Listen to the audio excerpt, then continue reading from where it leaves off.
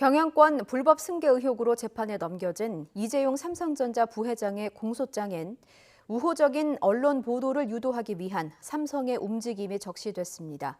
비판적인 기사를 쓴 언론사에는 광고를 끊겠다고 압박해 편집국장 해고까지 요구했던 것으로 나타났습니다. 이종원 기자입니다. 이재용 부회장의 그룹 지배력 강화로 이어진 삼성물산과 제일모직의 합병 추진 과정에서 가장 큰 위기가 닥친 건 지난 2015년 5월 말입니다. 찬반 의견이 팽팽했던 상황에서 미국계 헤지펀드 엘리엇이 삼성물산 주식 4.9% 보유 사실을 알리며 공개적으로 불합리한 합병이라고 반기를 들었기 때문입니다.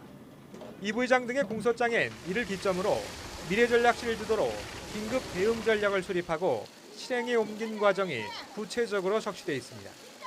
우호적인 언론 보도를 유도하기 위한 계획도 이 무렵 수행돼 이행됐습니다. 평소 선물과 접대 등을 통해 교분을 쌓아온 언론사 임직원과 기자들에게 엘리엇을 공격하기 위한 자료를 제공하고 기사 작성 요구도 빈번하게 이뤄진 게 대표적입니다.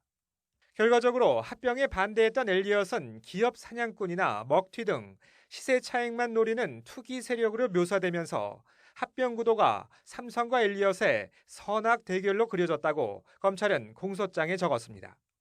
이 무렵 삼성 측은 나흘 동안 36억 원 상당의 의결권 위임 관련 광고를 발주하기도 했는데 합병의 문제점을 지적한 기사는 보도하지 못하도록 압력을 행사하기도 한 것으로 나타났습니다.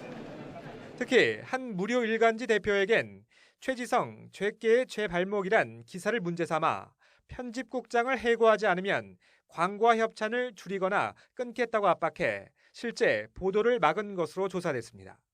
주요 신문 지면을 우호적인 의견으로 채우기 위해 저명 인사들도 동원됐습니다. 노대래 전 공정거래위원장에겐 기고문을 대신 작성해 보내주고 그 내용대로 언론사 인터뷰를 하도록 유도했고 황영기 당시 한국금융투자협회장과 손병두 당시 한국선진화포럼 회장에게도 엘리엇을 비난하는 인터뷰와 토론회 등을 요청해 역시 관련 내용이 기사화됐습니다. 이처럼 왜곡된 정보를 조직적으로 기사화해 일반 대중은 물론 투자자까지 속였다는 게 검찰의 수사 결과입니다. 그러나 이 부회장 측은 납득할 수 없을 뿐만 아니라 안타깝기까지 하다는 입장으로 검찰의 기소가 왜 부당한 건지 법정에서 하나하나 밝히겠다고 강조하고 있습니다. 합병 당시 집행한 36억 원 상당의 광고도 주주들에게 합병 취지를 설명하고 의결권 위임을 요청하기 위한 것으로 보도 내용과는 무관하다고 반박했습니다. 본격적인 재판 전부터 법정 밖 공방은 이미 시작된 상태로 이재용 부회장의 첫 재판은 다음 달 22일 열립니다. YTN 이종원입니다.